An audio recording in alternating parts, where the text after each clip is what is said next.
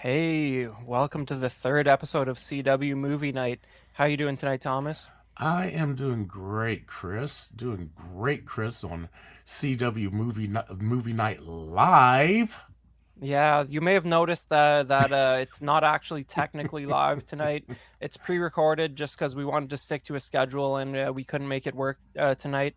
But we'll be hanging out in the comments and interacting with you guys if you watch along. Appreciate you being here either way.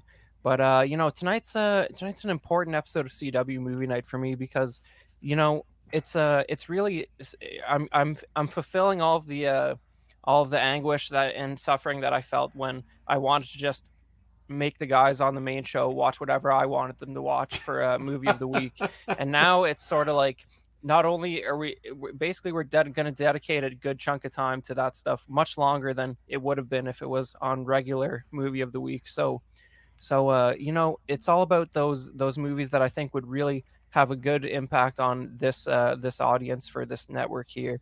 And yeah, man, this week we are talking about the ye old animated classic Fire and Ice from Mm. 1983.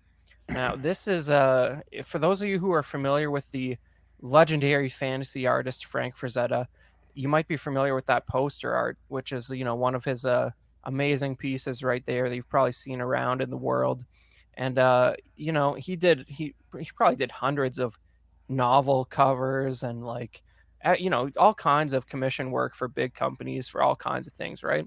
Like Mm-hmm. he's so prolific. Like his I think his granddaughters are like sort of running his business now, and if you look at their sites called Frazetta Girls, and like just the sheer volume of different prints that if you when you go through there, there's stuff you recognize from just all kinds of different projects over the years, like Conan novel covers, stuff like that. It's crazy. And Now, Chris, yeah. I don't remember if this one is for Zeta, but I think you'll remember the gosh, what was that? Not Caddyshack, but the vacation series. You know the poster that had Clark Griswold up there with Beverly D'Angelo hugging Yeah. at his leg. Wasn't that Frazetta, Well, or was that? you're making so here's your what I don't think it was, but it might have been. You might have to fact check that one, but Yeah, I'll have to the check funny into thing that. about that is like that reminds me of a similar story with the original Star Wars poster where I don't know if you remember the OG Star Wars poster where like Luke's sort of holding his lightsaber up and Leia's Yes. like Mm-hmm. grabbing onto his leg or something, and you got a big Darth Vader face. Well, I mean, Lucas wanted Frazetta to do that poster, but he was unavailable. So when you got Tom Young and then later the Hildebrandt brothers, they pretty much sort of pushed them in that direction because Okay. they're like this is the vibe of this movie. This is like this is a Arthurian legend. This is a mythic Yeah. tale. So we want that vibe of Frazetta. And I seem to remember that poster, as well as the vacation poster, were both ripoffs of a piece of fantasy art by someone, and I can't remember who it was. I was trying to remember if it was Frazetta or if it might have been Boris Yeah, Vallejo or something like that. But yeah. but yeah, Well, I mean, just classic. So if you see the original, you'll know. Okay, that's where all these other places got it from. Was from this. I'm gonna have to find who yeah. this was Yeah, and look it up. yeah, absolutely. Well, there's a lot of tribute artwork to Frazetta to this day, but the other creative powerhouse associated with this film is the director Ralph Bakshi, and CW audience will be tangentially familiar with his work because he directed the animated Lord of the Rings film Hmm. in 1977, I think it was. So he's got a feeling for the fantasy worlds, and Wizards is another really fun one. Cool World's one of I his remember later that. directorial pieces there with Brad Pitt, which and Kim Kim Basinger, which is Basinger. pretty cool. Mm-hmm. I mean, it's a real weird movie, but that's and Ralph Bakshi's still around. He does he's in his 80s and he does a little bit of social media stuff and shares little sketches and stuff, and like he's still pretty active on social media. I think one of his family members helps him out with it, but he's always sharing real cool behind the scenes footage and pictures from some of these projects, and we're gonna show a little bit of that stuff today. But yeah, it's in the 70s you had these wild animated movies that were somehow rated PG, even though they had sheer chaos, foul language, and borderline nudity in them. They were just somehow they were made for children, and we don't Hmm. understand how or why this was socially acceptable at the time, but I think it made interesting people. It made cool people. That's right. That look, it made Gen Xers like me, Yeah. and I turned out pretty all right. As a matter of fact, my T-shirt says, "Admit it, life would be pretty boring without me." So hey, There it let's is. we can put this all on the shoulders of these fantasy artists because had it not been for them, I would not be the man I am today. Yeah, and you just don't get stuff like this anymore. Like you got a better look at the poster art there, and it's just That's it's it that's that's gorgeous. it's good stuff. And it's not like three faces up close with your lead actor. It's all about composition and use of Hmm. color, and it tells you everything you need to know there. It's just it's firing on all cylinders.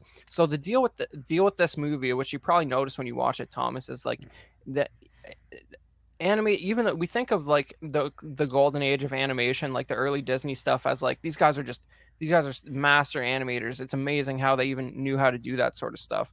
But Hmm. the conceit of it is, even back in the 30s when they're doing like Snow White and stuff, there's a lot of what they call like sort of rotoscope, where they film actors doing these scenes and they sort of animate over top of that and use it as reference. And Fire and Ice was no exception. So you can see some behind the scenes photos that Ralph Bakshi has shared on social media here, where they have actors in full costume, which, well, what you might call a costume. It's a few Hmm. pieces of fabric in both cases here, but they have actors that sort of look the part, and they film them on these bare bones sets that really all the sets do is they provide elevation when needed. Maybe there's an apple box for them to stand on, or it's just so Hmm. the camera angle's right, basically, and they got some light on them, and then the rest of it's all just for reference photography. And Yeah. it's And you it's can cool tell stuff. by when you look at the actual artwork, you can tell by their movements that it was based off of human reference. I mean, the fact, I mean, they move so smoothly and effortlessly. As a matter of fact, whenever Tigra, Yeah. whenever you see her running, she runs like a Barbie princess. She kind of has her hands out, and she's making sure her chest is elevated, and then she bends over a lot. So I mean, it's Well, just really yeah. pretty amazing. Yeah, the costume and I mean, and once again, I'm pretty sure this is rated PG. Like, fact, I don't know. I don't even know. Like, Hmm. PG-13 barely existed at this time because that wasn't invented for Indiana Jones and the Temple of Doom. So it's like right around this time. Uh, But I think Temple of Doom's 84, so PG-13 did not yet exist. So the Motion Picture Association could say rated R and it's not going to make much money, or PG, and parents should just know what they're getting into, because maybe they have to be responsible adults. But anyways, here's a cool shot of Frazetta and Ralph Bakshi on set. Like they just these guys were just having the time of their lives on this one. This yeah. is probably the most self-indulgent project for both of them, where it's just like, what if we could do exactly what we wanted to do for a movie, what would it be? This is pretty much it. Wow. Yeah, look at this stuff, and you got the wolf mask on this guy there. But yeah, Hmm. like, so what's this all about? Well, basically, it's uh it's it's a classic fantasy tale where you have a stereotypical villain called Necron, and he's like an evil wizard, and his mother, who babies him around and tries to direct his life, are they're like like some sort of like ice wizards, and they got Hmm. this frozen fortress in like Iceland. It's kind of like Game of Thrones, where they're like the White Walkers. They're beyond the wall in the Uh-huh. frozen land. This stuff just keeps repeating over and over again, right? It's really archetypal classic stuff, and he's sort of besieging the regular humans they just want to live nice in their little kingdoms, like just like Rohan and Lord of the Rings. They just want to keep doing their thing, but Necron wants to conquer the land and be the leader of all these people. So you have a force from the north pushing down and literally creating an ice age and pushing the ice wall forward to like attack these villages. And not only that, if you remember, do you remember the movie Excalibur? Well, I'm familiar with the classic tale, but there's a Okay. few movies. Well, the actual movie that was called Excalibur, of course, it's one of the stars in it was Helen Mirren, and Okay. Helen Mirren played a character. I think her name was Morgana, and her son was kind of like Necron. Oh yeah. And Juliana, who is basically his mother in Fire and Ice, was like Morgana, where she was kind of like this helicopter mom who her son is full grown. She's giving him baths and things like that, and Yeah. and then she casts her little wizard's protection spell over him so he can actually take over the kingdom, and it just reminded me so much of those different tropes and different movies that they use. That's But absolutely right. these two were exactly like those two characters. Yeah. So like this is just archetypal stuff. For to me, it's like if you had to do something similar to Star Wars or Lord of the Rings, but fit it in like an hour and 20 minutes. Like this is pretty much the only game in town that, that is Yeah, something like that, where it's like it introduces a new universe and closes it out in like an hour and 20 minutes, because this kind of animation is hard work. So you don't make it any longer than hmm that. As long once it constitutes feature length, they're like just end it. cut it I off, don't know. right? Yeah. Oh, Yeah. and by the way, if you have not seen Excalibur, please go see that. That is, you'll find that that movie will also be worth your time. Nice. So but before we get into really getting into the spoiler territory with this movie, which is from 83, and you're going to enjoy it just for the quality of the animation even after this discussion. But let's see what the greater world thinks about this movie from our good friend John. Hey everyone, welcome back. It's that time of the show where I give you the IMDb rating as well as the Rotten Tomato score on this week's movie, Fire and Ice. Now let's kick it off with IMDb. Fire and Ice got a 6.5 out of 10 with 13,000 reviews. Moving on over to the Rotten Tomato score. Tomato meter 63% with a disappointing only 8 reviews, and the audience score of 53% with a whopping 5,000 plus ratings. That's it for this week. Kicking it back to Chris and Thomas. Hope you guys enjoyed the show, and we will see you next time. All right. Okay.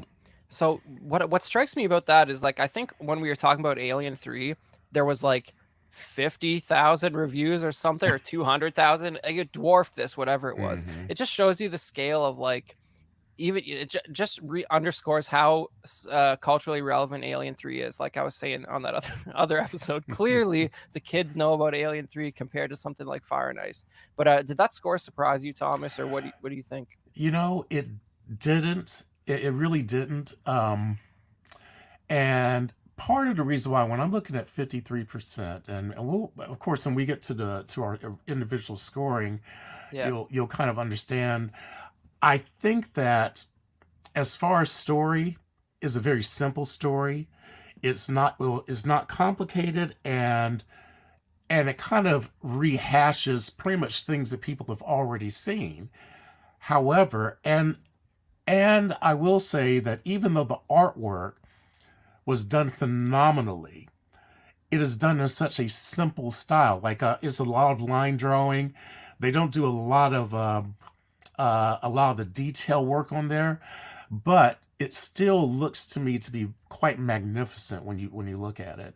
When you can look at it and appreciate it for its time period, and appreciate it for everything. For example, the work does not look like with that much detail like you see in Frazetta's drawings. It would be impossible to do Exactly. 24 frames a second like that, Right. right? That's the deal, right?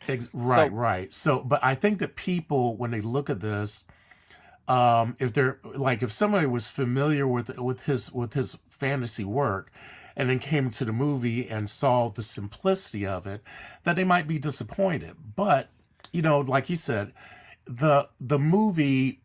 Look, all right. This movie was released in what, 83. If yeah, they did that much detail, the movie would not be released yet. They would still be working on it. because of how much detail it Yeah. takes to kind of produce that. But but yeah, so I'm not surprised at the scoring. However, I wish that people could. Um, I think with movies, I wish that people could take a little time to appreciate it for what it is, not for what it isn't. Because, when we get into next week's movie, the next movie, it has a similar thing that is not a great movie, but if you appreciate it for its time and for some of the other factors, you get a greater appreciation for the work itself. And like I said, I think overall, I was very engaged. Chris, I think we were talking a little bit earlier before we start the stream that Yep. I actually watched this right after we finished doing it after dark. So it was on our time zone. It was well after 12:30 p.m. I'm 12:30 a.m. And I said, well, Nice. let me take a little quick preview. I said I just want to kind of take a look at what it looks like. And as I was watching it, I could not find a good point to stop it. I said, I want to keep watching more. And I just kept watching it until the movie was over. So, and I think that if people could appreciate that for that level, the scores might be a little bit higher. But other than that, I think that people go into a lot of these movies and they're expecting, um, I'm trying to, all right, Spider-Way No Way Home, which had a Yeah. lot of detail. Not No Way Home. I'm talking about that. The Spider-Verse movies. I Oh think that yeah. they're looking for that type. But see, we also had the benefit of modern technology. They're using different types of things that they didn't have in '83. So, Right. so yeah, I think that people will look at this and think it's quaint, but I don't know. I still think it's a lovely piece of history.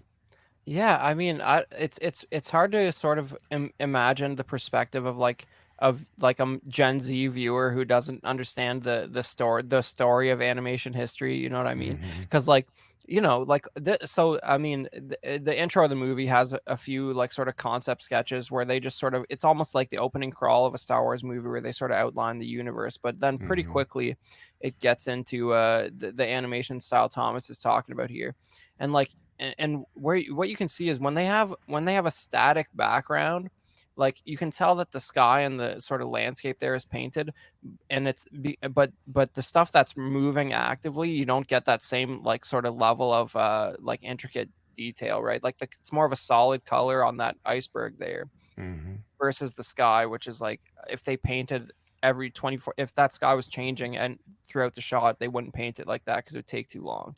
And if they painted that water and didn't use some sort of screen grab, look at the detail of that water. I mean, that water is amazing looking. Yeah, so like you do have some like I don't know, like I didn't like I mean animation looked very different than this when I was growing up, but like when I watch something like this and I sort of understand that it was made in 1983, like it feels special to me. I don't know. Hmm.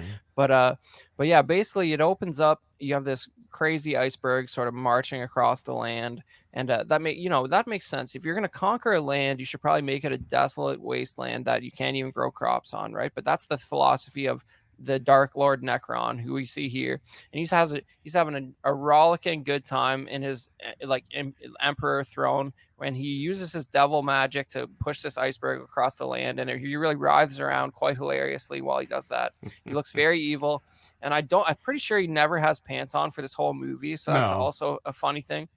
And basically he rides around and screams and pushes the iceberg forward towards these primitive villages here, and they don't even like, how do you fight it, a marching iceberg like that, right? Like they don't even know what to do. They're just bewildered by this thing. You could shoot arrows at it, but I don't see the point, right? So so these guys are just getting mowed down by a wall of ice. Hmm. And you get introduced to your lead character, and I think his name is he's the I Lairn. Laren, and like very not memorable name. And I mean, he's a very generic protagonist. He's not my favorite character in the movie, but there's not that many that get a lot of screen time. He's sort of a blank slate. Hmm. But he's sort of on the watch at this fortress that's on the edge of the sort of frozen wasteland, and he's one of the few survivors as the thing just gets mowed down by Necron. Yeah, this is him writhing in ecstasy as he pushes that iceberg along. Yeah, no pants. Yeah, exactly. So he's just having a great time, and look at this guy, this poor sap here, just getting blown up by an iceberg or whatever. And it kind of makes you wonder if Necron is pushing that along with his wang or something. I mean, the way he was like, yeah, I was like, good God. It's very, yeah, it's shocking. It really, it's like, this, once again, rated PG, take the kids out, have a good adventure time. But yeah, so inexplicably, when, as he pushes the iceberg along, his barbarian horde of Neanderthal men, subhumans, sort of rush in, and they start clubbing everybody and taking over the village and stuff. He's got an unlimited supply of these guys. They're like putties from Power Rangers or whatever. They're just basically like cavemen Neanderthals, and they just cause trouble basically, and they can barely speak. They just sort of yell at each other the whole movie. Now, also, did you? Oh, I got two things I want to bring up. Now, this is the first thing: is the music. All right, why is it that when the music first started, it started off as the theme to Jaws? Did you hear that? Well, I guess they started out with the da da da da da da da da da da, and then they kind of went into this other thing afterwards. But I went there and said, "Wait a minute, is that the theme to Jaws?" Yeah, it gets a little more triumphant after that. But I guess Jaws is 75, so like it was in the pop culture zeitgeist by this point. John Williams already has a big name for himself, like a few years after Star Wars, right? So. It's not it's not quite to the John Williams standard, but it's a classical music score with an orchestra. Just it probably less pieces in the orchestra than you get with the London Symphony Orchestra. And then and now the second one. Yeah. All right. I know if you notice as we go along, we got this big ice kingdom. Yeah. But nobody is wearing shoes, and nobody's wearing anything other than a loincloth. So, I mean, you got to imagine their kibbles and bits must be freezing right now, but come on. I mean, really, it's because Frank Frazetta is designing the costumes in this, and he only does costumes one way. That's how just the way it goes. Yeah, see, that was another thing. Yeah, I saw that he said, when they were looking at the credits, it said, costumes by Frank Frazetta. I was like, wait a minute. They were all loincloths, man. How much time does it take to design a loincloth? Yeah. So, so basically, I mean, it fits right along with the Frazetta paintings you've seen in terms of design. But, like I said, you got the cell animation, like, because you just can't paint every single frame of 24 frames a second. But, as that sort of fortress on the edge of civilization is getting destroyed, we see this sort of lone traveler in the distance, and you don't get a good look at him at first, but the camera sort of flips around and you get a look at the silhouette, and this is the character that plays a big role in the movie. His name's Dark Wolf. You don't get a good look at him yet, but this first shot of him is very deliberately evocative of one of Frank Frazetta's most famous paintings, which is the Death Dealer.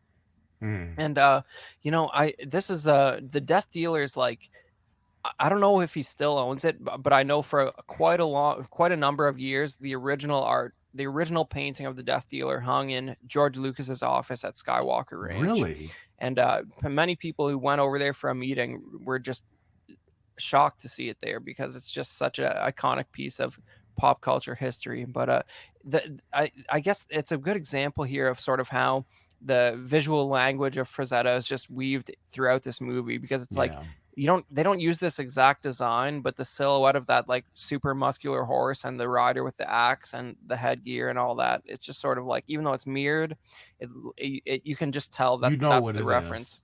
Yeah. Pretty cool stuff. That is. Yeah, and then we get introduced to Necron's mother, who's really sort of there's tension between them, but the implication is that she's sort of directing politics and running the show. Yes, Juliana. She kind of gives me a little bit of a, without the horns, Maleficent vibe.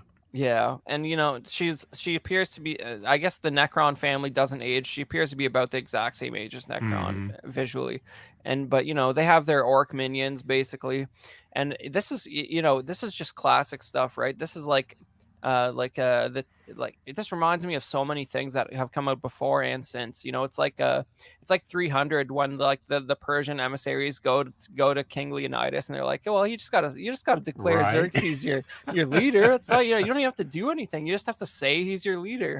And so she sends these guys out to one of the last. These are these three ring wraith orc. Call them whatever you want, guys. She's going to send them out to one of the last strong kingdoms of men to give them a treaty, which basically they just have to declare Necron their lord and savior, and they Mm-hmm. won't get invaded horribly. Yes, the Lord Necron demands fealty from the masses. Yeah, You must fall exactly. before me in worship, Yeah, and I won't freeze your land. yeah, make the crops like unusable. But you get a little bit of a look at the aftermath of the subhumans invading, and they're just harassing women as Mm-hmm. typical Conan the Barbarian type situations going on. They all the men get slaughtered. They're keeping these women around for some reason. Who knows what? They don't show you, luckily, because it's rated PG. Right. But basically they're just they demolish that whole village, and we have our lead there, Lauren, pretending he's dead because he's the place is just overrun with these orc type dudes. And he pulls a fast one after pretending he's dead, and makes a run for it. And this scene here where he sort of runs through the jungle is where you see some like it's faster than Frazetta's normal work, but like every one of these jungle backgrounds is like an amazing painting, and it's used Yeah. for like you see it for like seconds, right? Like these guys are running along the branches, but you can like we see how they're solid color, but the background has a lot more detail put into it, Mm-hmm. and you just have these cool dynamic angles where you got the vines coming down and stuff. And and like when we were looking at those behind the scenes shots, I'm sure they had these guys up on like little bits of scaffolding and stuff jumping around so they can get that camera angle like below. I'll tell you, that must have been a fun set to be on. I would love to see just that version of the movie. You imagine if they just did it side Yeah. by side, or like that'd be a great bonus feature if they had actually had all that footage. I'm sure it'd cost a lot to like rescan it and cut it, but it'd be funny to sort of watch that version of it side by side. Mm-hmm. But yeah, it's just like it's like Avatar. He runs, he jumps off a massive tree, and 40 vines slow him down, and he escapes the troglodytes, whatever you want to call them, for the time being. There's a lot of escape and capture in this movie. That's a very important plot device. You temporarily Yes. escape for a while, and then you Then you get get captured caught. again. Then you escape. Yeah, Then you run. exactly. Then you get caught. Then you Yeah. escape. So this is the last like powerful kingdom of humans. I think it's called Firekeep, and it's got a bald king dude who's like your Theoden stand-in here, and this is I his think his his name is daughter. Gerald or something like that. Yeah. King Gerald. Yeah, that sounds about right. He's got his bearskin vest and all that, and he's talking to his daughter, saying like, you have to stay safe here in the castle while your brother goes out and talks to these Necron's minions and all these weirdos. And she yearns for adventure, but she has to study and all that. And the scene where you get introduced to her and her tutor is extremely provocative for no reason, which is Mm-hmm. that's just that's the Yeah, vibe of this movie. that's her getting taught. Yeah. She's having her lessons right now.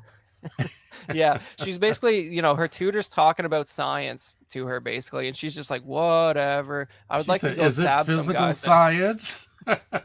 Yeah, and they filmed this whole thing, as you can see here. It's like that, they just it's interesting production, but her tutor, is dressed very similar to her, and they have a brief discussion about elemental science. Ah, Yeah, and they then didn't get to, but they didn't get to chemistry yet, did they? yeah, Yeah. exactly.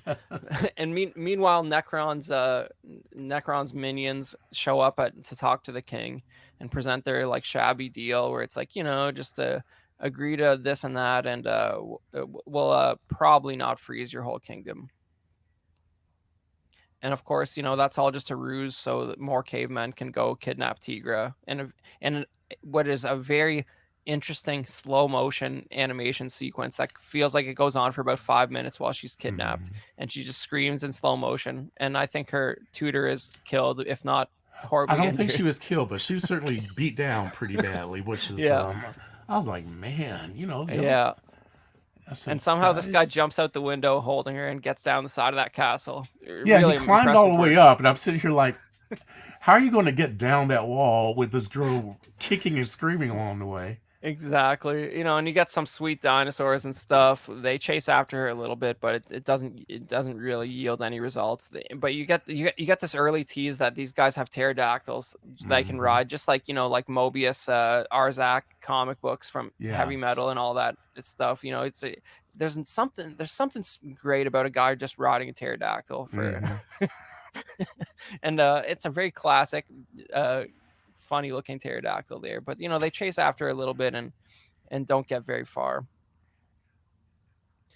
But it's just the interactions. There's a lot of there's when you think like animation, it's sometimes it's kind of cheap to like, especially if you talk about TV animation. It's a real tactic to like put in make it dialogue heavy, so you don't have to change the shot that much. You can show a lot of talking heads, and it's like you're really just moving the mouth on like a static shot, for example.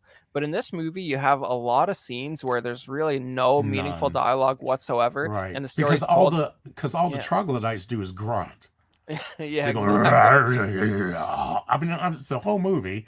That's pretty much. Oh no, there is one time where they actually do speak a little bit, but we'll get to that, I'm sure, in just a few minutes. Yeah, and but there's this. I mean, this is one of Tigra's, Princess Tigra here, one of her many escapes and recaptures from the troglodytes. This is her first time, and basically she goes in a pond and like purposely distracts them and seduces them, and then when she digs back under the water, apparently it's just like an endless chasm of water or something, and she just dips out there. But there's some amusing comedy here where she's like purposely sort of like getting their attention, and then they expect her to come back out of that water, but she's just gone. Yeah, I mean, it's and just it's loaded with gratuitous shots like this, where it's just like, once again, rated PG children's film, and you get your classic sort of Lord of the Rings moments where she hides in a stump of a tree while the Uruk-hai run past. It's just like it feels like it's from every fantasy movie ever, all rolled into one. It does, yeah.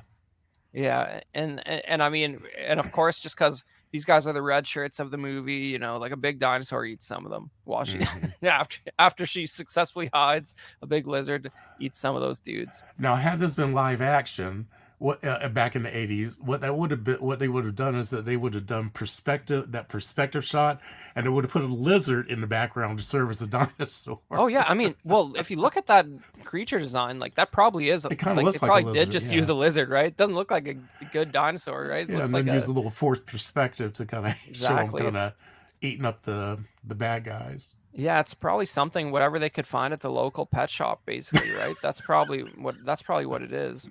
But yeah, so you have it's like all those 50s sci-fi movies where like they like Journey to the Center of the Earth and all that. They use real lizards because it's like, how do you animate a dinosaur? We'll just pretend that there's a giant chameleon in this cave or something. That sort of thing. But yeah, you have all this.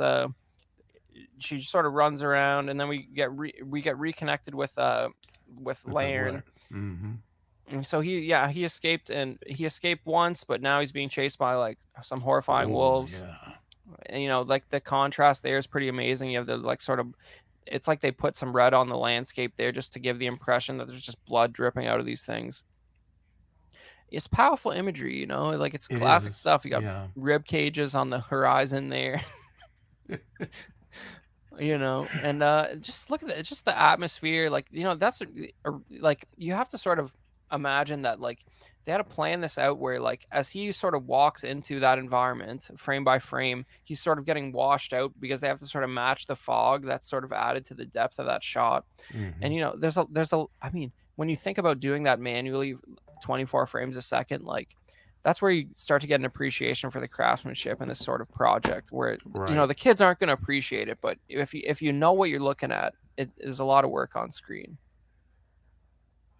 And yeah, our two leads sort of meet for the first Yeah. time. Yeah, he was cooking dinner, and after after he finished dinner, they had her in the silhouette, and so you were trying to wonder whether or not that was a troglodyte. Then it was her, and she sneaks up and grabs the bone out of the meat bone Yeah. out of his hand, out of the hand, and Yeah. just like most women, she says, That's a great "Oh, image. I'll just have it off of your plate." But I Yeah, wasn't but I done with mean, it. Yeah, you are. but I mean, it looks almost raw. It's a great image her Hmm. eating that thing. But yeah, they have a little bit of a standoff, but they get used to each other pretty quick, and it's not long before they're running from yet another fantasy creature of some kind. Yeah. Well, of course they got along quickly. They were both half naked. Yeah, yep. And I Two think half she gets naked scenes. recaptured. She does. Yep. Your classic, your classic. Actually, she might get recaptured 3-4 times in this movie by Hmm. the same crew of Orkmen that look basically the same every time. Yeah, and then Oh, and then of course, what? Because there was something with tentacles that was after them in the water, yeah, so they get separated again because she escapes. She comes up to the surface. right. The thing comes after him, and he winds up, severely injuring it. So it takes his tentacle and flings him out of the lake in the opposite direction. Yeah, like So launches them. But I mean, look, I mean, this is just like this is like H.P. Lovecraft. It's like Lord of the mhm, Rings. Like, it's like the big octopus that yeah. guards the entrance to the mines of And of course, we Moria. have all the bones of the fallen laying beneath Yeah, him. yeah, exactly. I mean, it's just it's and you got to remember it's 1983, so like there's been a lot less fantasy films that you're familiar with released by this time. So, but she Hmm. gets recaptured, and then Laren meets up with Dark Wolf for the first time. He's like he lost her, and Dark Wolf just knows about everything. He's been tracking both of them and just watching from a distance, and he just knows everything that's going on, and he can tell Laren where she's at. Yeah. But yeah, you get your first good look at Dark Wolf here, and yeah, this character reminded Thomas of somebody, and I got that picture a couple more slides down, but Thomas, but Yeah. yeah, basically, he's a cool design. He kind of like He is. there's a new figure of this guy out that I think Dean actually has it in Really? hand, but it's actually a brand new figure. We're going to talk about the active new figure line for this movie that for some reason is currently occurring in 2024 for the first Hmm. time. But yeah, Dean picked up a figure of this guy, but who did he remind you of, Thomas? Yes. All right. That is from the comic book by Rick Vecht called Brat Pack, and Brat Pack is about a group of sidekicks. You have your Trinity tropes like Superman, Batman, and Wonder Woman. This Nice. is the Batman version called the Midnight Mink, and of course, the Midnight Mink is basically is wearing a pink mink uh, cowl with his mink stole, and he prances around the city and he has his sidekick because of course they were playing off of that trope that basically said that used to say that Batman and Robin used to were in a secret relationship together, kind of like Ace and Gary from the ambiguously gay duo, Yeah. and so Midnight Mink is kind of like that. And I just noticed that their head things were very similar. I said, hey, that looks like the Midnight Mink. Yeah, well, if you're like Thomas and then that was your cultural connection to seeing this character, you might not have taken him as seriously as I did. But but I mean that's a fun design there. You can see he's got a full mink face over his nose there. But but yeah, so you got your first look at Dark Wolf. He's pretty badass, like he doesn't have much more clothes on than the other guys, but but a little bit more. And Actually, he does, but he does have a fur corset. yeah. So he's I guess to he's a kind of little. keep his abs tight. I guess. Yeah, well, it's probably so you can tell them apart from the other characters, so they're not all basically naked. But yeah, he's got his wolf headpiece and all that. But he basically, I think he sort of tells Laren that he'll help him track her because he sort of saw where these guys went with her. And Hmm. Tigra's chained up again, and she Yes, easily outwits these guys. she's chained. All right, now here's the thing. Up until that point, I don't think I saw one chain anywhere. How is it that they miraculously happen to be carrying around a chain and I didn't see a lock, I didn't see anything? How they Yeah. get it around her waist and get it locked in? I mean, and then she's Well, trying to cut it with a knife. That was the yeah. part that kind of threw me a little bit. Well, I mean, she escaped too easily the first time, and they need to elevate their game basically. But yeah, I mean, you're gonna have a shot of her trying to break the chain open, and of course they're gonna compose the shot this way. Like this is just a Hmm. classy film. It's just it is what it is. So they're just watching from a distance. Basically, they're gonna rate her escape. I don't know. I don't but I put some of these shots in here just to show you like there's some really fun animated combat in here that you can Hmm. just imagine these guys sort of played out like swinging around Oh, he styrofoam axes. decimates these people with an axe, and they kept coming because first he said, "Now I don't remember seeing that many." He said, "How many do you think there are there?" He said, "I think about 50." I was like, 50? I said, I don't remember seeing 50. Yeah. So that kind of explained where they all kept coming from.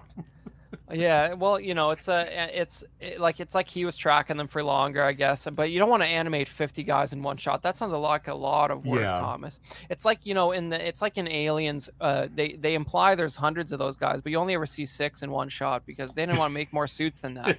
At some point the budget comes into play, and you don't Uh, want to animate 50 guys running around. That's a lot of work. But and you got to have extras to fill that out too, right? So hmm.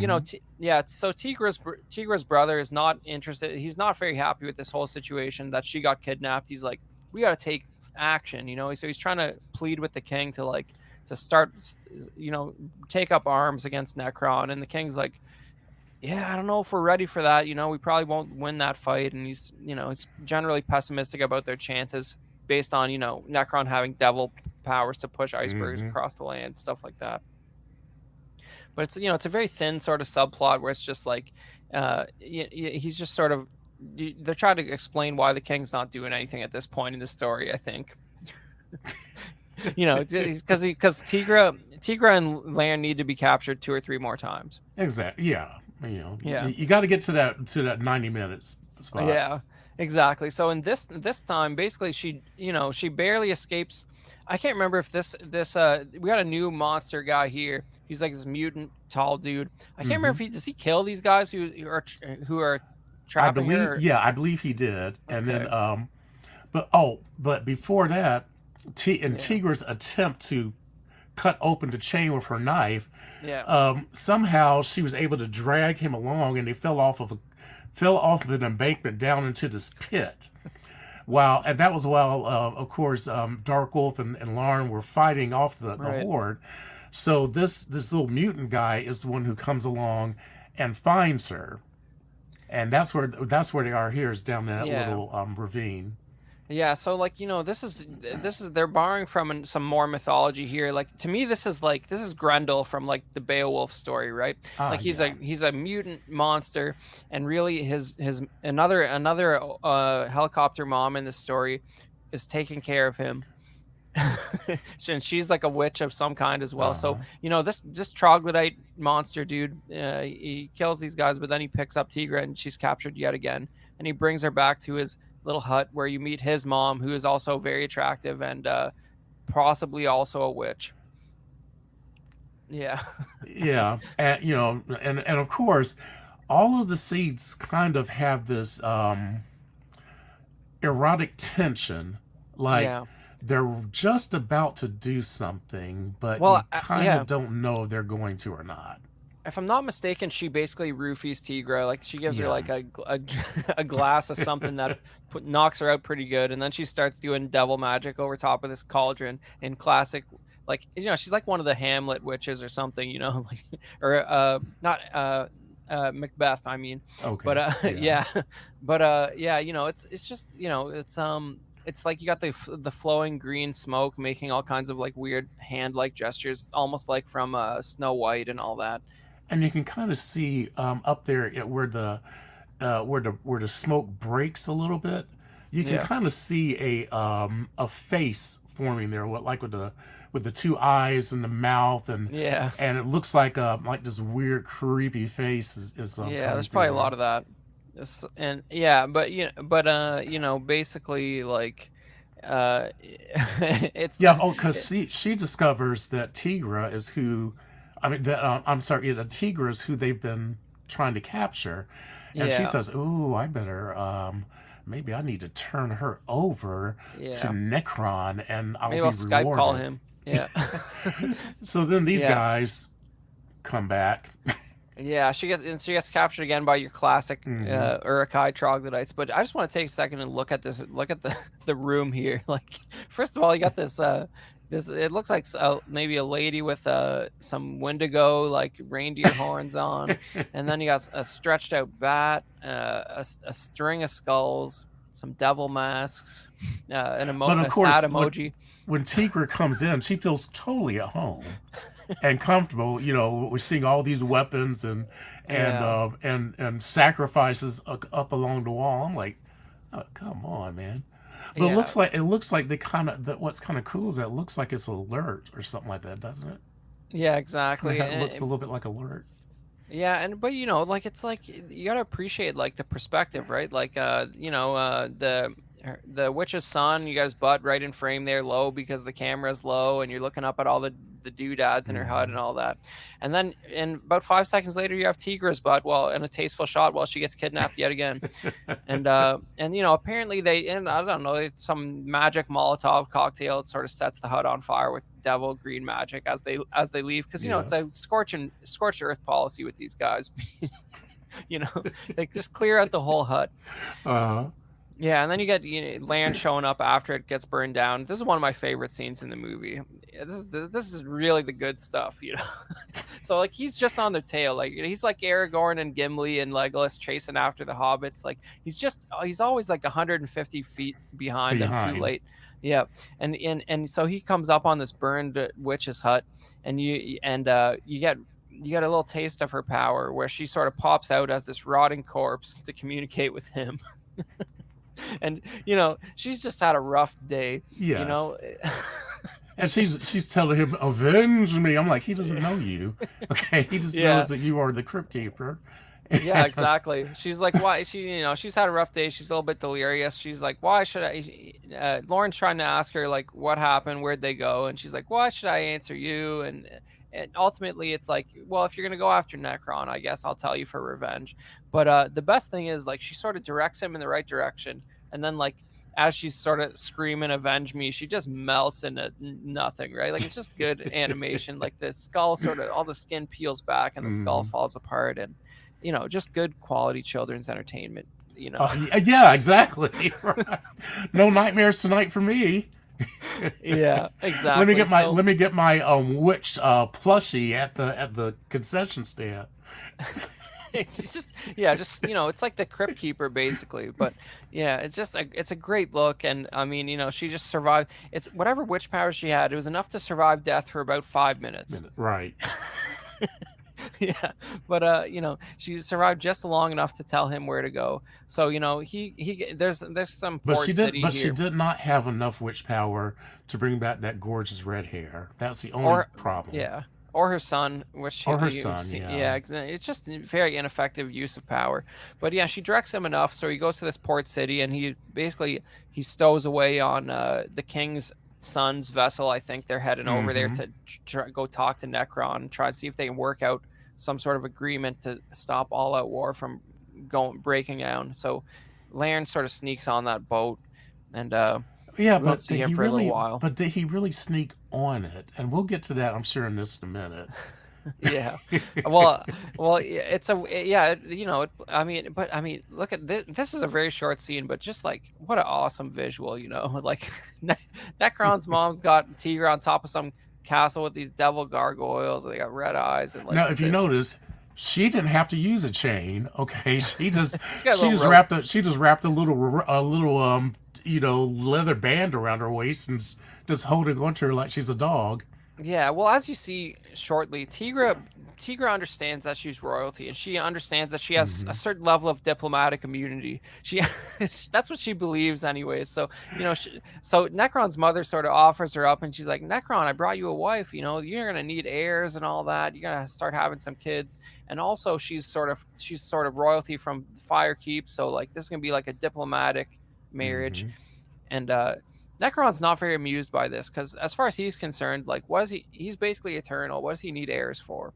He's Right. not. Yeah, but she makes. I really enjoy her speech here because she's just like, listen, like, we can like I'm not crazy about this either, but if we get together, it's gonna really be a good thing for this realm. Like we'll have peace, like. And like our two Yeah. cultures can work together. She really makes a Yeah. very And of intellectual course, appeal. Necron is having none of it because he's like, look, I don't need your lady parts. I've got a perfectly good iceberg out there that I can do things with. So why do I need you? Yeah, and I mean, he's yeah, clearly they have some ability to prolong their lives, like they're just real. They got the dark magic, right? So he's just not amused by this whole situation, and he basically has her thrown into like a pit of dead bodies that he has somewhere in his castle. Mm-hmm. Yeah. Where every time an emissary comes down here, this is like the pit where Leonidas kicks the Persians Mm-hmm. emissary into. You just throw all your dead bodies into your castle pit here. So she gets thrown in with some of her fallen comrades and cousins and whatnot. But okay, so let's talk about that for a second. Flip back to where you were. Okay, no, back to Laren. There you go. Yep. All right. Yeah. Now I don't know how long that journey was, but basically he jumped and hung on to the back of the boat for the entire ride. Okay, his feet are not like, it's not like they're hooked into anything. He's just hanging on. He does a Okay. lot of pull-ups on the Night Watch fortress. Yeah, but it might have been a short ride across a lake or something. We don't know how big Yeah. this fantasy world is. But the important thing, Thomas, is that it's been about 40 seconds since we last saw him, so he could have Right. held on for that For long. 40 seconds. Okay. Yeah, very efficient storytelling here. And these guys, the top of the line Kingsguard, they're just not aware of a stowaway. They're just Hmm. sleep at the wheel, really. And they're all in their dress thongs. Yeah, So Sunday best, they're really. formals. Yeah, yeah, and they sort of march along to have their meeting with Necron, and they're not. Look at this character. They're not immediately attacked, but Right. this one sort of reminds me of like the when in I don't know if you ever saw the Peter Jackson King Kong movie, but the Kong Yes. Islanders Yes. Uh-huh. on that. Yeah, there's just something about it just The seems like it's priestess. exactly, and she's got a bat symbol on her forehead that looks very much like the Adam West Uh, Batman symbol there. And I mean, it's just a good look. They got the big crazy hair, the mask. Like it's hmm this is just it's fun stuff. There's some skulls in the snow for some reason. It's just hmm this. I mean, I wouldn't be mad if a lot of movies look like this, animated or not. I'd be into it.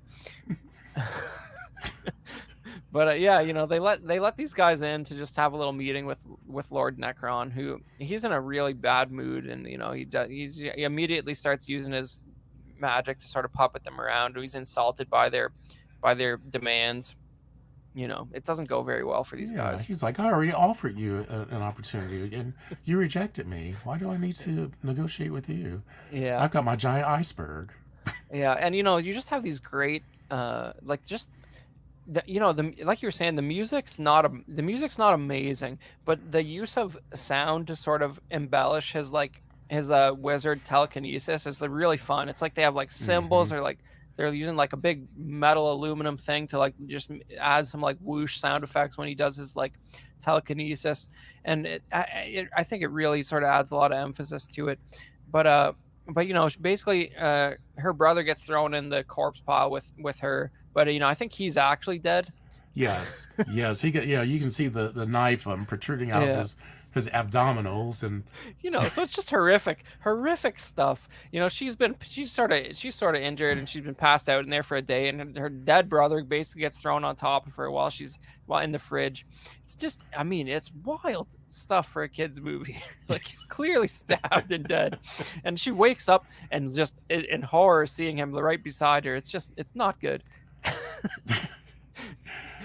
And see, this was before PG-13, so parental guidance was kind of like, it's kind of like, well, parental guidance, okay, the parents will say, yeah, you can go see that one, that's all right, but I don't need to go see it with you. Yeah, parents, you might have wanted to go see Fire and Ice with your kids, because it actually was quite bloody, gory, and sexy at the same time.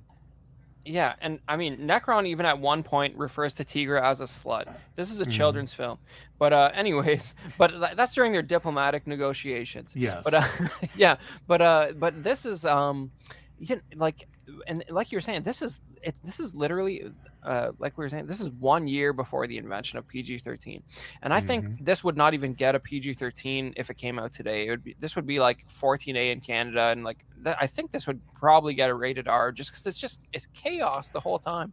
It's just like it's got a lot of violence. Yeah, I mean, because even though they don't have any physical sex or nudity, there's enough violence in there. It's right on the edge, and there's enough violence in there that probably would have done it. But it's cool violence. It's cool animated violence, so it makes it kind of awesome.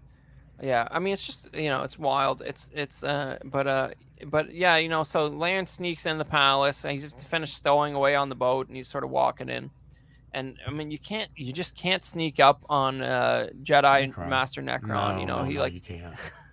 So he starts puppeting him around using his telekinesis and all that good stuff. Because he was going to try to shoot his bow and arrow, but he had misjudged the fact that I was hanging on to the back of the boat for so long that his biceps and triceps were just too tight. He couldn't really pull that. Yeah. But I mean, but like when you talk about like performance, like, I mean, this guy's just every little thing he says, and all his hand gestures are like just so embellished. Like, it's just such a fun character to watch, because he just relishes in every little bit of dialogue that he has. He's just having such a good time. And this is a really fun scene where he already has no pants on, so he takes off his shirt as well, and he just amuses himself having a little practical kinetic duel with Lan, just to see if he can deal with it. And as he drops the robe, I expect him to say, "You think that's a thong? This is a thong." Yeah, and I mean, I just take it in for a moment, like this view here. Like, this is what they're like. You know what? When the main hero and Necron are having their ultimate duel, this is the wardrobe we need. And Necron's not in particularly great shape compared to Lan either. He's not much to look at. He's a bit scrawny. And he's got very purple. The diaper look going on, and it's very interesting. It's not a very long fight, but Necron doesn't play fair, but he he sort of gets bored of it eventually, and starts using his telekinesis again. But he feels like Lan might be a good guy to keep in the freezer rather than kill him. Because didn't Lan land a strike, and it healed like immediately? I can't remember, but he showed his worth a little bit. Yeah, but I mean, I mean, you'll find that, and I'm sure, like, you probably noticed, like, this movie's fresh for Thomas because he literally just watched it a couple days ago. But like, after you've seen it a few times, and it's sort of in part of your pop cultural worldview, like I intended for it to be for all of you after this, and hopefully you watch it, because it's just like, it's all about just like, it's archetypes, and it's just it's fun, iconic imagery. And it's just like, it's just good stuff. And you just remember Necron because he got a hilarious name, and he's an evil dude with long white hair.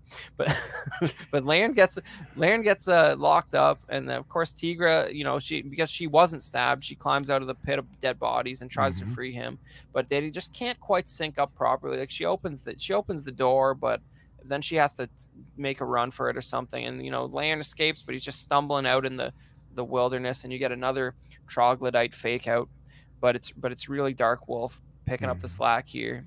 And he's like, we'll find her again. We need to organize Firekeep. So like, these two go back to Firekeep and sort of convince the king to make an attack. And like, I want to summarize a little bit here for you guys, but like this sort of, he does the king trusts Darkwolf because this guy, he's got a reputation. We don't know why he's got such a great reputation, but his word carries weight and value here. So the king follows his advice, and it's an awesome design. And I think it's, that's why Dean went ahead and spent $100 on a figure of Darkwolf without ever having even seen Fire and Ice, because it's just an awesome design. He fits right in with your mythic legions. He's iconic, it's a crime there wasn't a figure of him before now. So he convinces the king to use his pterodactyl army, what's left of it anyway. He's got 5 or 6 pterodactyl starfighters left. sends them off to Mount Doom. And but the great thing about these guys is, like, much like the Eagles in Lord of the Rings, they just cut right to the chase. They don't have to walk across the land for 6 months before they get to their destination. They just fly there, and you get these awesome visuals of Darkwolf and Laren just riding these pterodactyls. And you got these spaced out psychedelic outer space paintings behind them, and they're riding along, and you get them sort of flying through these ice chasms. And it's just, this is some of the best animation in the whole movie, just their approach. And they're getting fired upon by arrows from the little troglodyte dudes, and it's good stuff, man. Those troglodytes, I mean, to be so close to primates, they really did handle those weapons very well. I mean, I was like, I would have expected a little clumsier, but yeah, they were very adept at their weaponry. Well, they do. I mean, I visually they do remind me of like a bit like what Neanderthals are depicted as, and it's like one of those things where it's like, I don't know if you ever watched some Neanderthal documentaries. The point they really try and emphasize is like, we're so lucky that we made it and not them, because like it could have been. They could have knocked us off just like we knocked them off, and like they'd be running the show now. Sure, they look sort of dumb, but they have most of the same faculties. but yeah, some of these pterodactyl dudes get shot down pretty good. They don't all make it to the final boss here, and Necron's just having a joyous time. He's intrigued that they're even trying to attack him. He thinks this is gonna be great. It's gonna make for some great action sequences. That's what he's excited about. Yeah, screaming pterodactyls. He uses his Jedi mind tricks to start knocking boulders off the ceiling, taking out pterodactyls and stuff. It's good. It's good stuff. It's just wall to wall action. And he's got his a new sort of like wizard podium where he orchestrates his telekinesis from. Yeah, that's his helipad. Yeah, exactly. Yeah. I mean, and it's just exactly what you'd imagine, like an evil Talon, and it's just like ice spire. It's just good stuff. His mom's got Tigra, like, in a hilarious capture, and we drop the chains and we drop the rope. We're just going for old fashioned hand restraints now. But the interesting thing is that it's not Laren that has the final duel with Necron, but it's Darkwolf. And when he shows up on this helipad, you're saying, and he just screams Necron. This is some good shit. This reminds me of like when Captain Kirk screams Khan. He's just like, this guy's been ruining my life for so long. I'm so pissed off at him. He just gets down there, and Necron's like, he's conducting his telekinesis orchestra, and this guy's just like, Necron. It's so good. And they and he's still laughing. But at least he put his robe back on, so we didn't have to see that pasty skin and that thong. Yeah, it's just, I mean, this is a great fight. Darkwolf clearly has the mental fortitude to, like Necron, his telekinesis does work on him, but not quite as well. Like Darkwolf has a little bit of extra magical edge to him in some way, where he just knows he's been in a fight like this before, and like he could sort of work his way through it. And he's able to resist the force. He's like, oh man, I can do this. I can resist you. Yeah, and I mean, there's a lot more to it than that, but basically, Darkwolf wins the day, and he horribly axe murders Necron. and then you find out there's this very convenient tactic that Firekeep has, where basically they have like a big bathtub stopper inside the volcano, and if things get real hectic, they just pull that, and the volcano lava just leaches That's down throughout right. the whole mountain. And he's the beacons are lit. Let's spray the lava all over the stupid glaciers and melt them. And now Necron's dead, we might as well do that because he Yeah. won't just rebuild it the next weekend. So Yeah. the whole place is melting down. You So of know, course Tigra and Laren, he finally gets her loose, yeah. and so they've got to escape now because now the lava's coming. Yeah, I love this, man. This is like I don't know if you ever played Halo back in the day, Thomas. Have you ever? I have You might no, have I've missed never that played one. Halo. Yeah. But this is just like it's like the first Alien movie, or even the second one. It's like the space station's gonna blow up. You have to get the crappy escape pod out of there. There's one escape pod left. It's Johnson's Warthog. You got to get on there. It's busted up, and they just barely make it out of there. And of course, the second their pterodactyl launches off this platform, it gets blown up by like falling boulders. Like it's just like it's just archetypal. Like the moment they escape, the platform falls out from under their feet type stuff. It's just classic. It's like the story. It's like the hero with 1,000 faces, man. You've seen this before, but it's The execution it's just, is this is really cool execution. Yeah, and then the very final scene here, this they say they crash landed their pterodactyl. He didn't make it, unfortunately. Yeah. And they made it. The war is over. You get the solemn nod from Dark Wolf from across the lake. He sees them. He doesn't actually think they're cool, so he's not going to be friends with them. Yeah. But he gives them the nod as he's walking away.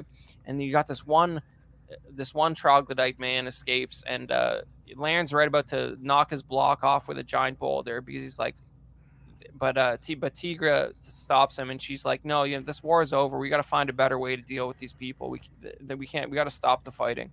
And it's kind of powerful because these guys were just annoying bastards the whole movie, right? And it's just like. And for her, she's clearly the intellect. So she's basically saying, yes, we must learn to live with them until they kidnap me again. So because she's constantly getting kidnapped. That's her job, is to get kidnapped. Yeah, but she's but I mean, like, and I really mean this, like in the scene where Necron's mom sort of presents her as like his bride, like she really demonstrates some political skills there. Like yes. she, the speech she gives him is really kind of interesting, and despite the fact she gets captured possibly 4 or 5 times throughout the movie, she's probably the most intellectual character. She paid attention to some of those tutor classes from the beginning of the movie. Yeah, when she was stretched out on her chase lounge and kind of wiggling about. Yeah, and you have this awesome vista. You got some new lakes because the volcano melted all the ice, and it's just a steamy, good time. And that's the end of the movie. So I think and I think right after they start showing the credits, that was when they got into the hot tub that was just created. Yeah, and then they make sweet love. Yeah, obviously this is a children's film. Yeah, that's right. It's a children's film. Yeah, but so Thomas, you just watched this for the first time a couple days ago, and that's what I love about this show, because it's like, this is what I want for people. There's only so many movies from 1983 that are that good that somebody like you, who is relatively well versed in the good pop culture of American film history, has not seen. So I mean, what a joy for somebody like you to be able to see something like this for the first time. So, and that actually was in my time zone. I mean, 1983, I was in 12th grade, so yeah, I could possibly have seen that, but I didn't. Yeah, that's so. As a matter of fact, I don't even remember a release for it in my area. Really? So you never even heard of it till we were starting. Never heard of it yeah? until you told me. Wow.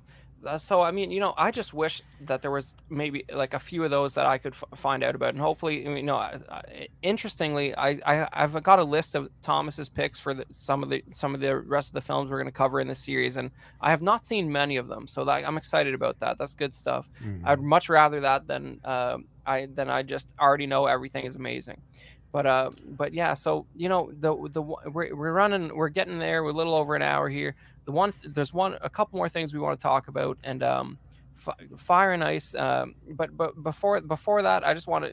So just could you summarize, like, we're not going to give you a rating yet, but like, as far as the fact that you just didn't know this existed, how was that sort of initial viewing experience for you?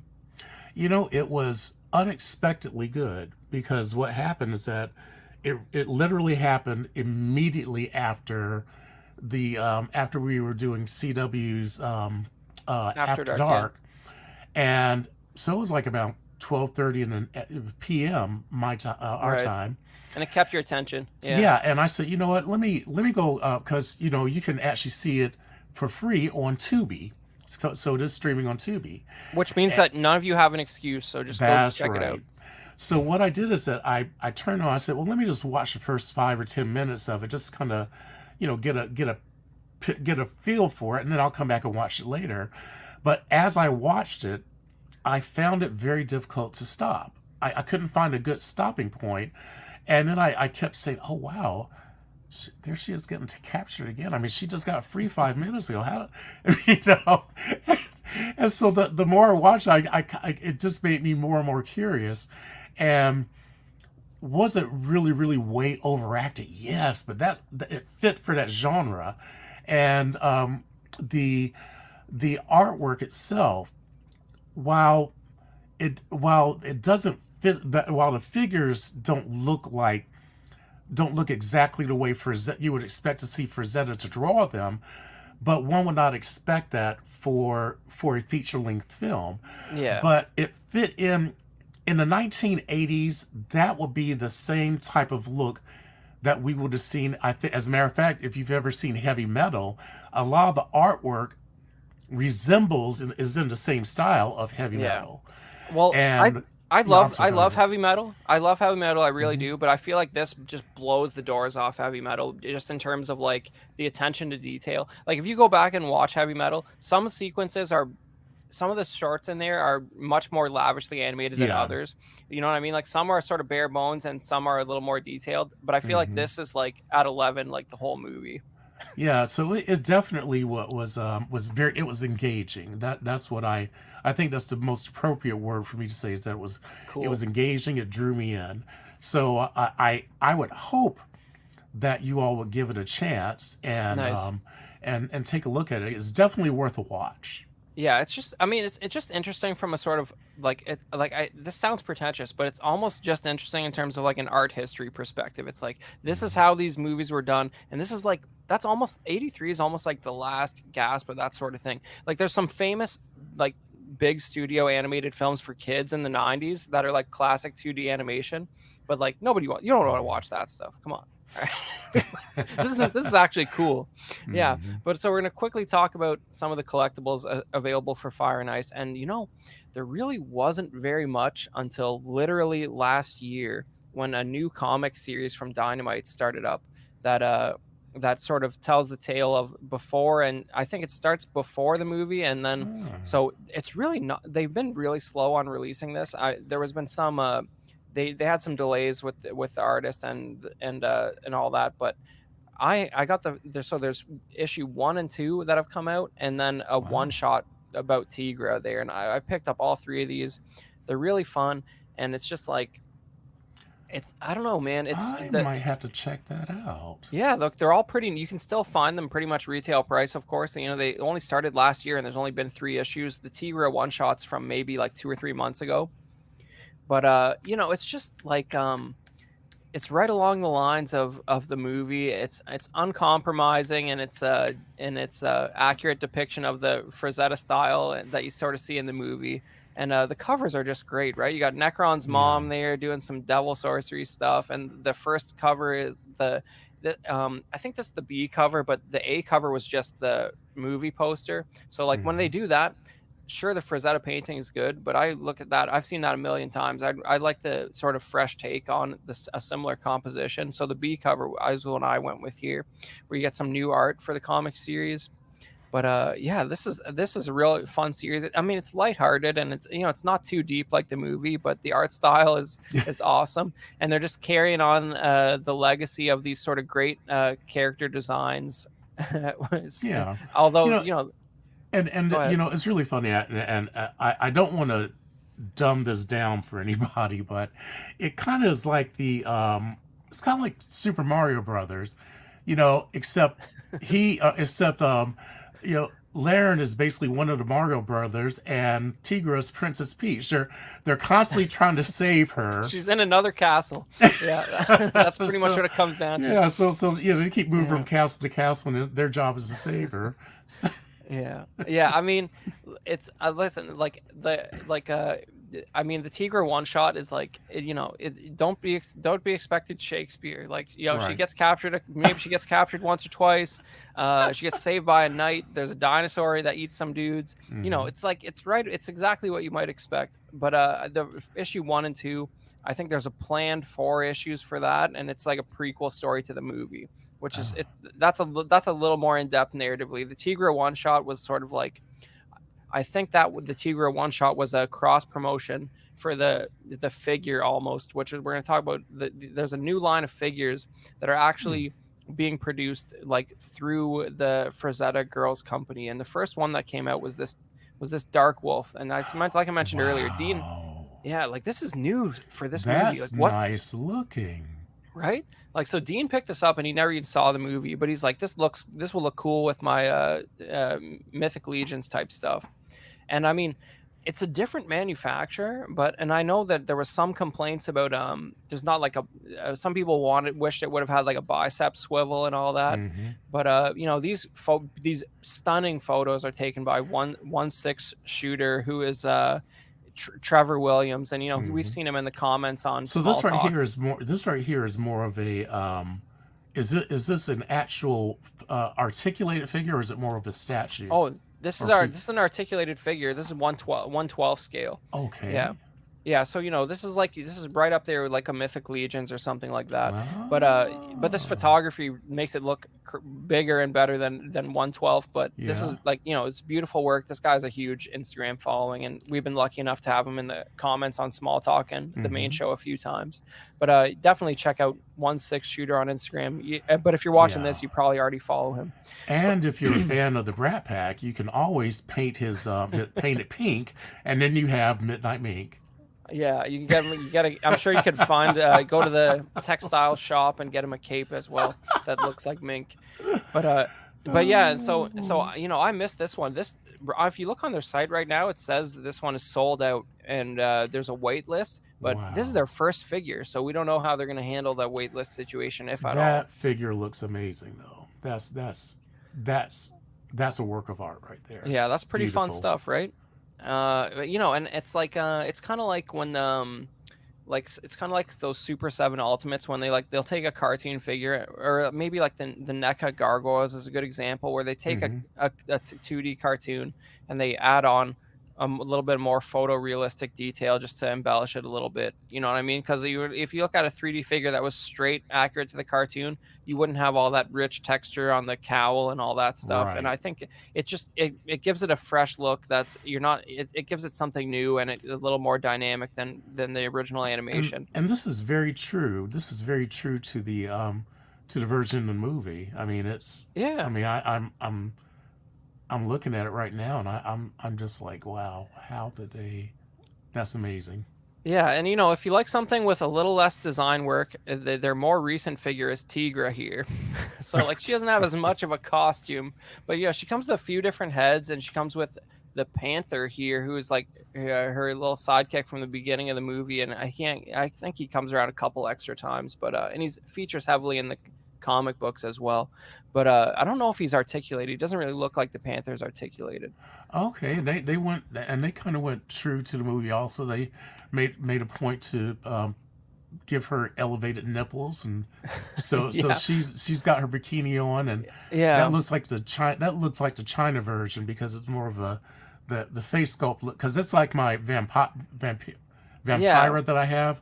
They had a I guess a European release, and then they had a China release, and I've got the China version that actually has more Asian-like features. Right. Well, I mean, I feel like if you look at Frazetta's paintings, like you do see a very similar sort of female face pop up in a lot of his paintings. So he just had a style, right, where it's like, he has a famous painting called I think it's Egyptian Queen or something, where she's got that sort of long, like the black line going well past her eye, that sort of Egyptian. pop culture Egyptian style. Who the heck knows what they actually did?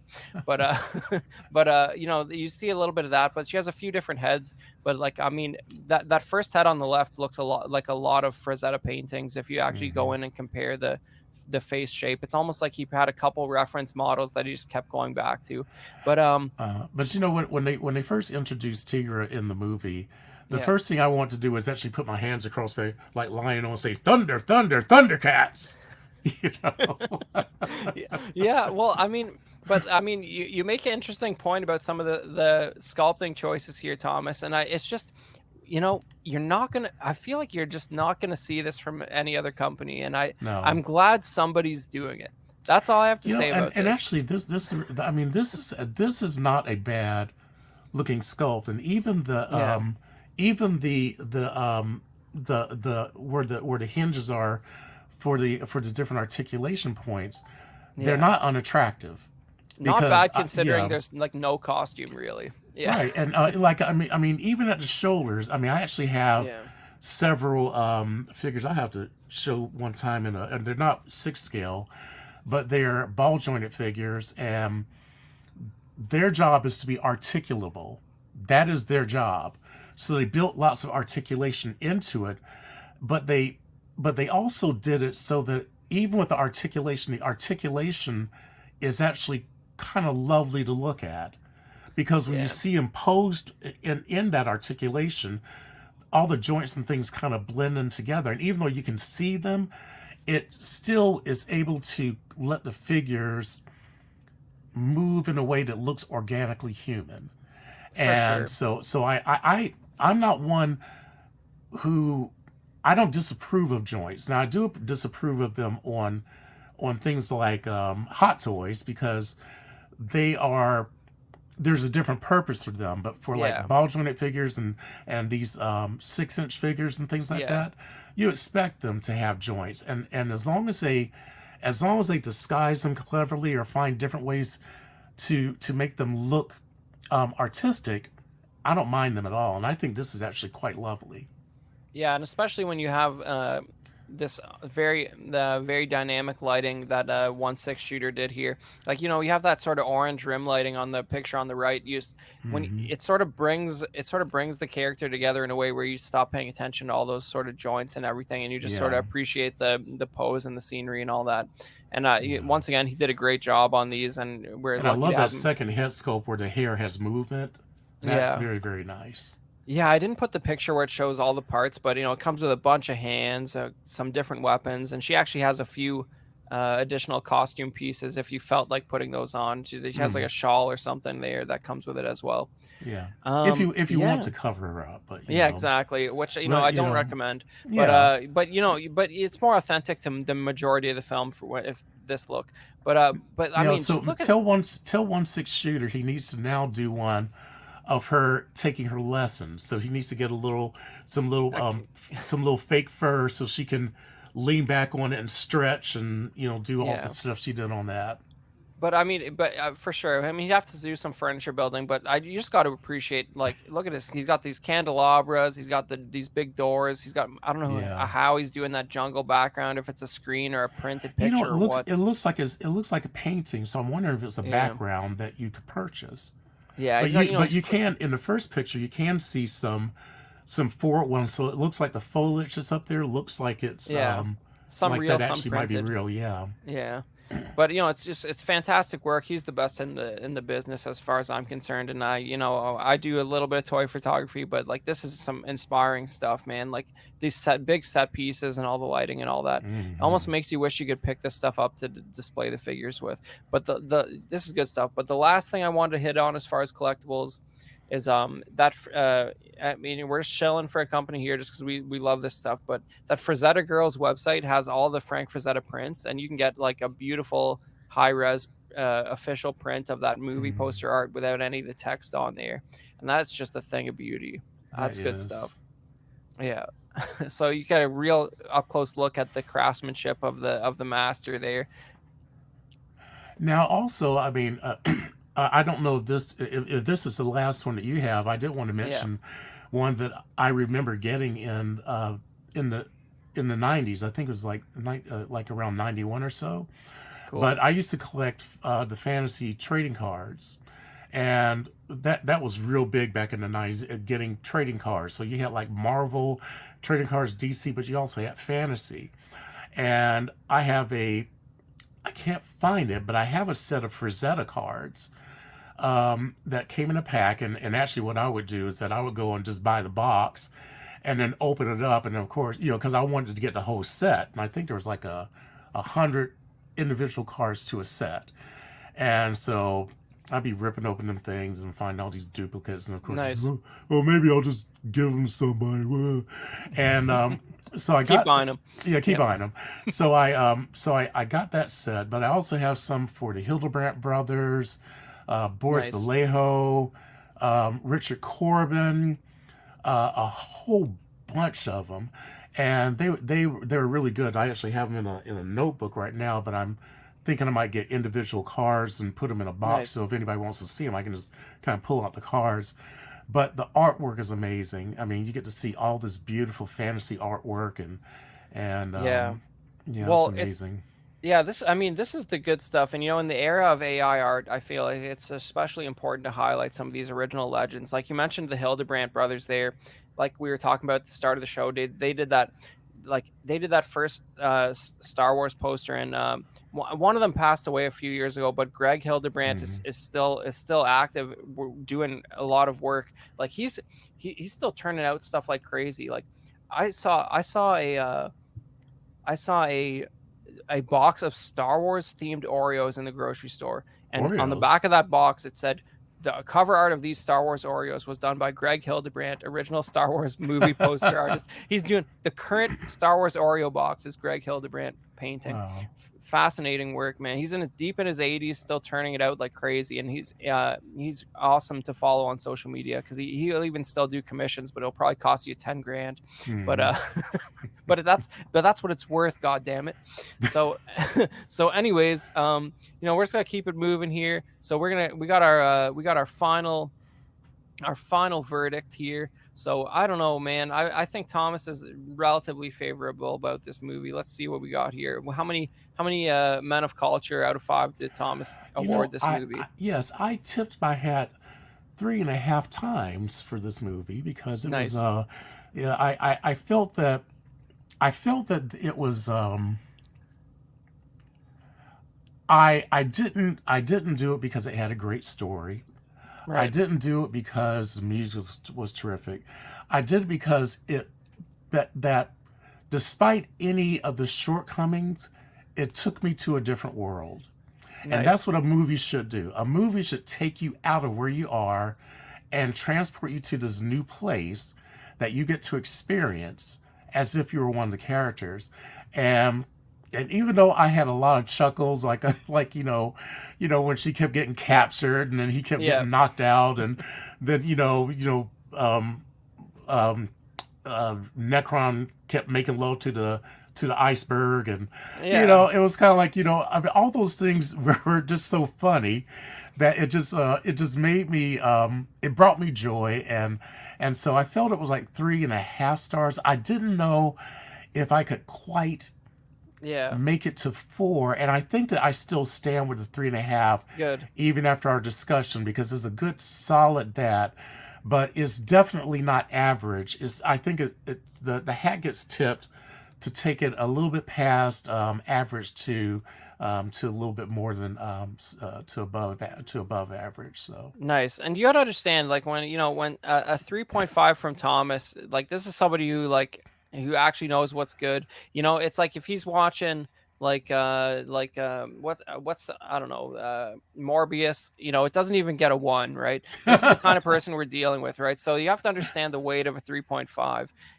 This is important stuff. And yeah, I gave it a 4 out of 5 because it's not going to change your life, but it's like it's just it stands alone because it's a self-contained thing. You don't need any preamble for it. hmm It's like Thomas said, it brings you to another world and it gets you out of that world in an hour and 20 minutes. And there's a lot of fun. uh, embellished design work that you're not going to see again until we have a cultural revolution. Right. So you And might as the well and get it where you can find it. yeah, and the movement of the characters. That's another thing that I might have mentioned it earlier, but I was just really amazed at how I think that that earlier in the stream you had mentioned about how they kind of actually filmed the actual people and then they painted over those cells, Yeah, and the what that did is that gave, even though the artwork was simplistic, the movements looked real, and that's because they were real. yeah. It was very natural looking. It didn't look like someone trying to figure out what a human being would look like in that position. They Yeah, and if you actually had the watch the humans new doing it. Yeah, if you watch the new Disney movie Wish, you will see people trying to figure out what a human would look like trying to do certain things. It's weird. It's not very natural. But yeah, you know what? That's I man, like I this is special to me because it's like there's somebody out there watching this that they need to be culturally elevated. They need to understand the language of film and art. And there's somebody listening to this who's never heard of Frank Frazetta. They might probably seen Mm. an image of him. They've probably seen his work out there, but they didn't understand the story, the legend that is Frank Frazetta. And one of those dinguses is gonna be better off for having watched this Mhm. stream today. So that's about it for us. But we're gonna close out the show with our usual ending here. So we're gonna go through our list of lovely Patreonies. And we appreciate you guys so much. The channel, Collecting Weekly, just passed 4,000 subs. So we have guys like this to thank: Captain Fordo, Ian CB, Renee Mendez, Eric Mariscal, Quinn Aguirre, King Louis, Mark Pearson, Paul Schreiber, Equan, Chris Valencerina, Ben Thomas, David Jones, Sam Gist, Zhao Breda, Thomas Clark, there he is right here, Yes. and Eric Schweitzer, Six Guns Figs, Badfish, Toy Cartel, Joe Corpus, Luke Skywalker. That's a new one for me. Dan Lee, Deanie Martin, Stephen Krett, Big Fern, Caesar American, Mark Phillips, Lisa Martin Bomonsky, Rick De Gregorio, Ricardo Valdez, Jose CZ, Erwin Azucena, the illustrious Rainer. Love talking to you in the Patreon chat, buddy.